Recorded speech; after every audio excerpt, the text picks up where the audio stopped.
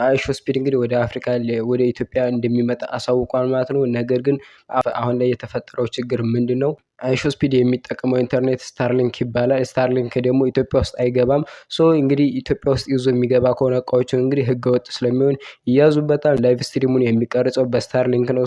ስታርሊንክ ምን እንደሆነ በቀላሉ ልንገራችሁ። ስታርሊንክ ማለት እንግዲህ በኤለን መስክ የሚተዳደር ስፔስ ኤክስ በሚባለው ካምፓኒ የሚተዳደር እንግዲህ አንድ ካምፓኒ ነው። ይህ ካምፓኒ እንግዲህ የሚያገለግለው በተለያዩ ገጠራማ ቦታዎች እና በጣም ሩቅ በሆኑ ቦታዎች የኢንተርኔት ገመድ በማይደርስባቸው ቦታዎች እንግዲህ ሳተላይቶችን በመጠቀም እንግዲህ ራሱ ስፔስ ኤክስ ወደ ላይ የለቀቃቸውን በሺዎች የሚቆጠሩ ሳተላይቶችን በመጠቀም እንግዲህ ያ ሳተላይት በቀጥታ ወደ ስታርሊንክ በመላክ እንግዲህ ሰዎች በቀላሉ የኢንተርኔት ገመድ ወይም ደግሞ ፋይበር ኬብል በሌለበት ቦታ ኢንተርኔትን በቀላሉ እንዲያገኙ የሚረዳ የኢንተርኔት ሲስተም ነው ማለት ነው። አብዛኞቹ እኛ የምንጠቀመው የፋይበር ገመድ የሚባለው አንደኛ ሳተላይቶቹ በጣም በከፍታ ደረጃ ላይ ነው የሚቀመጡት 35000 ኪሎ ሜትር እንግዲህ ርቀት ላይ ነው ከመሬት የሚገኙት ማለት ነው። ይሄም እንግዲህ ዘገምተኛና እንግዲህ የኢንተርኔት ገመድ ያለበት ቦታ ብቻ ነው የሚሰራው ማለት ነው።